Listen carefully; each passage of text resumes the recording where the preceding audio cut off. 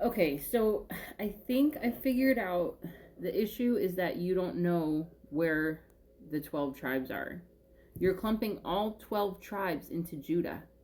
And the Jews is just Judah and Benjamin.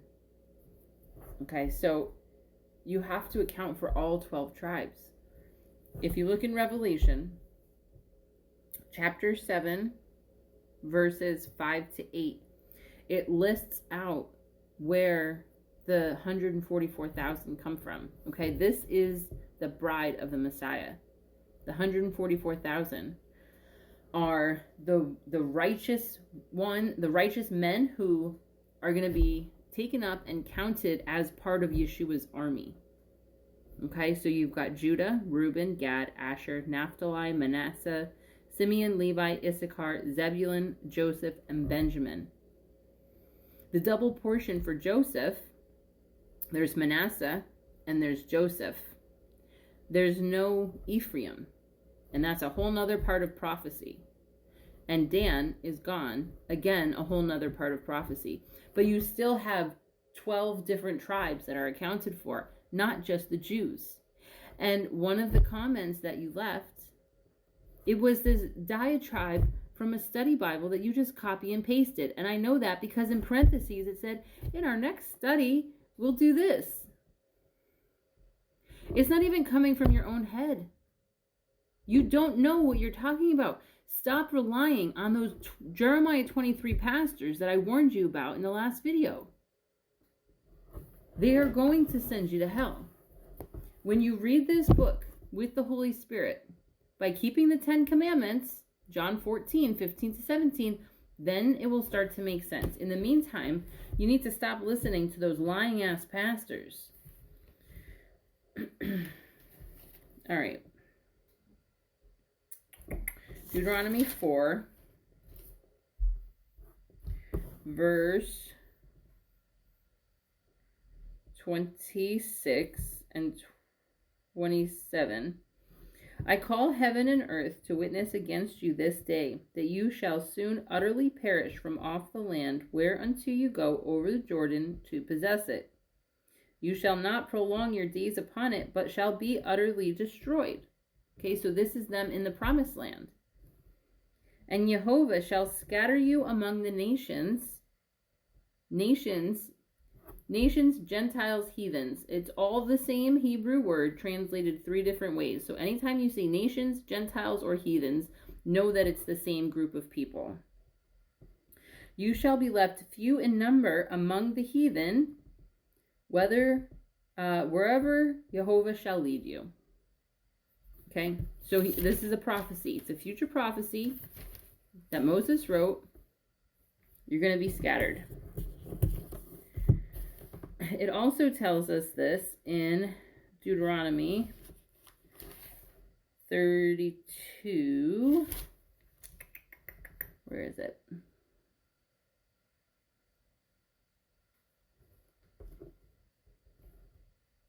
In verse 26, I said I would scatter them into the corners. I would make the remembrance of them to cease from among men. The remembrance of them is ceased. They don't remember who they are, and nobody else can remember who they are. They've been lost among the Gentiles. They've become Gentiles themselves. Okay? When did this happen? This happened in 2 Kings, verse 17. This is when Israel, the nation of Israel, had been split up into 2 nations. Because Solomon's heart was split, Jehovah split the nation. So you've got the northern 10 tribes in Israel. They retained the name Israel. The southern 2 tribes became Judea, the country of Judea, that's Judah and Benjamin. That is today's Jews. The other 10 tribes got taken over by Assyria, and that's in 2 Kings 17. Verse 6, it says, in the 9th year of Hosea, the king of Assyria took Samaria and carried Israel away into Assyria and placed them in Halal and in Habor by the river of Gozan, and in the cities of the Medes. Okay. So Assyria comes in, and he takes them. Ezekiel 4 tells us that they were supposed to return after 390 years. But they didn't return because they were not ashamed. And that's a later prophecy at the end of Ezekiel. And I'm not going to get into all of that. But in Ezekiel, it's talking about the temple being rebuilt. And this is a prophecy that was supposed to happen if Israel would have been ashamed and repented and returned to the land. But they didn't. So it never happened. So Israel gets taken into Assyria, and then in Hosea 8, verse 7, it says, "For they have sown the wind, and they shall reap the whirlwind. It has no stalk. The bud shall yield no meal. If so be it yield, the strangers swallow it up. Israel is swallowed up. Now shall they be among the Gentiles as a vessel wherein is no pleasure. For they are gone up to Assyria, a wild ass alone by himself. Ephraim has hired lovers." Okay, that's idolatry. Because to God, idolatry is adultery. So when he talks about his people, Israel, having lovers, it's because they're worshiping pagan gods. They're worshiping other gods.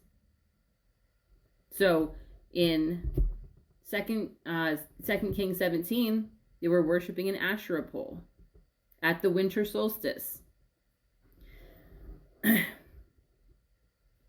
guess what that is? Evergreen trees. It's Christmas. They were worshiping a Christmas tree. And God didn't like it. So he kicked them out of the land.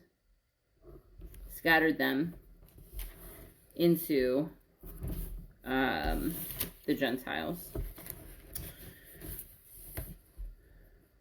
I'll read another one.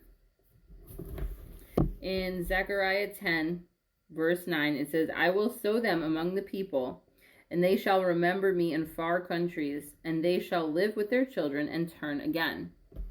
Okay, so they've forgotten who they are, but they remember him. So they got kicked out of the promised land for worshiping a Christmas tree, forgot who they were, mixed in with the Gentiles, but remembered this God that they worshipped. Right? They forgot who they are, but they remembered God. That's how we ended up with this Bible. Because Israel is scattered into the Gentiles, to the four corners of the earth. As in Deuteronomy 32, "I will scatter you to the corners."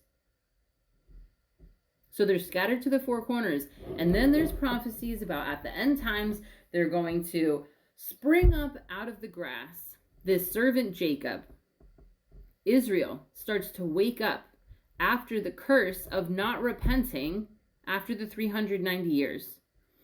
When you do the math, that was around 2008. And all of a sudden you see these people turning back to the law, turning back to the commandments. You have a whole bunch of people that are trying to keep the sacrificial law and the Torah movement. The synagogues have exploded because people thought, "Oh, I'll go worship with the Jews. They must be right." But they're not right either. So God's people are scattered to the four corners. They are mixed in with the Gentiles, and a lot of them are in the Christian churches. A lot of them are not, but most of them are. Which is why he's going to destroy the churches first. Peter tells us that. Judgment comes first to the house of God. So if you're in the church and you think that that's going to save you from the tribulation, you're sorely mistaken. Because Revelation 18:4 tells you to come out of her, my people. If you're in the church, you're in terrible danger. You need to come out of her. You need to start worshiping the way he wants you to worship. And if you can't remember that, then when you end up in tribulation, remember Deuteronomy 4:29-31.